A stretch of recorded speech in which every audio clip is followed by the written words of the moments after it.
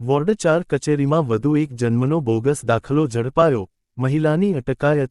વડોદરા શહેરના પૂર્વ ઝોન વિસ્તારની વોર્ડ નં. 4ની કચેરીમાં બોગસ જન્મના દાખલાનું કૌભાંડ અધિકારીઓની સજાગતાથી ઝડપાયું છે. સયાજીપુરા વિસ્તારની મહિલાના પતિએ પોતાની બાળકીનો જન્મનું સર્ટિફિકેટ 500 રૂપિયામાં બનાવ્યું હોવાની ચોંકાવનારી વિગત બહાર આવતા ખળભળાટ મચી ગયો છે. વારસિયા પોલીસે મહિલાની અટકાયત કરીને સઘન પૂછપરછની કાર્યવાહી શરૂ કરી છે. ઉલ્લેખનીય છે કે, શહેરના વિવિધ વિસ્તારમાં જન્મના બોગસ દાખલા કાઢી આપવાનું કૌભાંડ ચાલી રહ્યું છે. અગાઉ શહેરના દક્ષિણ વિસ્તારમાં પણ જન્મ મરણ કચેરીએથી અન્ય એક વ્યક્તિ પણ 500 રૂપિયામાં તરસાલીના સ્થાનિક ઝેરોક્ષવાળા પાસેથી મેળવ્યું હોવાની વિગતો ખુલી હતી.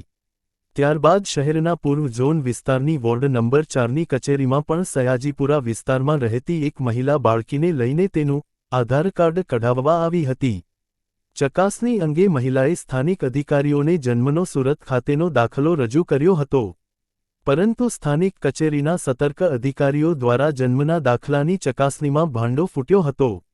આ અંગે મહિલાએ જણાવ્યું હતું કે મારી દીકરીનો જન્મનો દાખલો મારા પતિએ 500 રૂપિયામાં કઢાવ્યો હોવાનું કહ્યું હતું. કોના તઈ કઢાયા હતા? અમારે ઘરની ઓફિસ છે, ત્યાં ઘર પાસે ઓફિસ છે ત્યાં. કેટલામાં કઢાયા હતા? કેટલા રૂપિયા લીધા હતા? હવે આ તો ખબર નહીં, એના પપ્પાને ખબર છે કેટલા કઢાયા. કઈ રહ્યો છો તમે? સયાજીપુરા મહાકાળી વડામાં.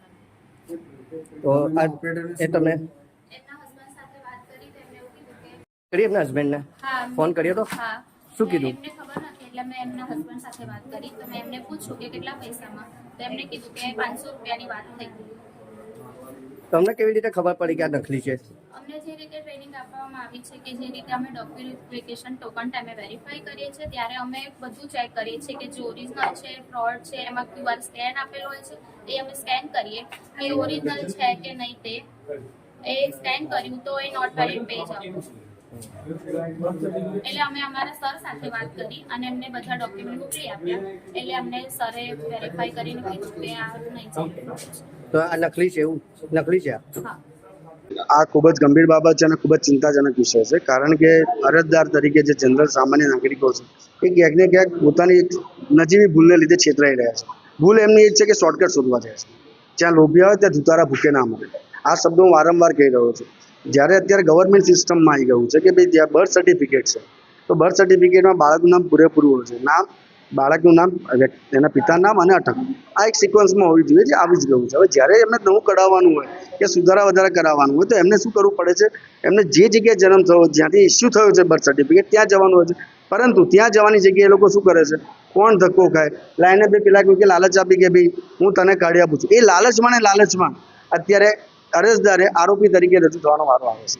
આ કઈના હતા અને આપને કીધું જાણ થઈ? અમારી જે વોર્ડ ઓફિસની અંદર જે આધાર કાર્ડની કામગીરી ચાલી રહી છે ત્યાં 3 લેયર સિસ્ટમ છે. ફર્સ્ટ લેયરની અંદર ઓપરેટર દ્વારા વેરિફિકેશન થતું હોય છે. એ જે ફર્સ્ટ લેયર વેરિફિકેશનની અંદર જ પકડાઈ ગયું કે આ ડોક્યુમેન્ટ પ્રોપર નથી. કારણ કે ગવર્મેન્ટ સેક્ટરના ડોક્યુમેન્ટ એક પ્રી ફોર્મેટેડ હોય છે. એમાં કોઈ પણ પ્રકારની આમ કોઈ પ્રાઇવેટ સેક્ટરને એની પરમિશન આપેલી, એક્સેસ કરવાની પરમિશન આપેલી હોતી નથી. એ verified and authorise by government officials only. જે બર્થ એન્ડ ડેથ ડિપાર્ટમેન્ટ છે એના દ્વારા થતું હોય છે. પરંતુ આ પ્રાઇવેટ સેક્ટરનું હતું, અલગ જ ફોર્મેટ હતું. એટલે પ્રાથમિક દ્રષ્ટિએ ખ્યાલ આવી ગયો હતું. ઓપરેટરે એનો ફોટો પાડી અમારા સેકન્ડ લેયર તરીકે અમારું જે ગ્રુપ છે વોટ્સઅપ ગ્રુપ એમાં મૂક્યું. એ સેકન્ડ લેયરની અંદર અમે જે તે કન્સર્ન ડિપાર્ટમેન્ટ હોય છે એને મોકલી આપે. જો વડોદરાનું તો વડોદરા કોર્પોરેશન એચઓડીને, જો સુરત છે તો સુરતમાં, અમદાવાદનું છે અમદાવાદ, તો રાજકોટ તો રાજકોટ, નગરપાલિકા તો ત્યાંના અમે કન્સર્ન ઓથોરિટીઝને મોકલતા છે. એ જ મુજબ આ સુરતમાં મોકલતા તેમના દ્વારા પણ વેરીફાઈ કરવામાં આવે કે ફ્રોડ છે. તદ્દન ખોટું છે. અમે તાત્કાલિક અમારા જે ડેપ્યુટી કમિશનર રાજપૂત સાહેબનો સંપર્ક કર્યો.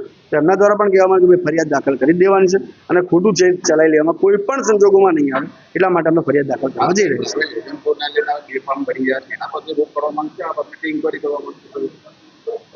નવું આધાર કાર્ડ તદ્દન મફતમાં થાય છે. 1 પણ રૂપિયાનો ખર્ચો થતો નથી. સુધારા વધારે, નામનો સુધારો તો 50 રૂપિયા છે. જો તમારો ફોટો બધાનો 100 રૂપિયા પણ છે. તમારો રૂપિયો તમારા મોજશોખ પાછળ વાપરો, તમારા પરિવારના મોજશોખ પાછળ વાપરો. આવા બની બેઠેલા લેભાગુ એજન્ટોના ઘર ભરવા માટે નહીં. મારું નામ સમીક જોશી છે, assistant municipal commissioner south zone અને head of Aadhaar card department.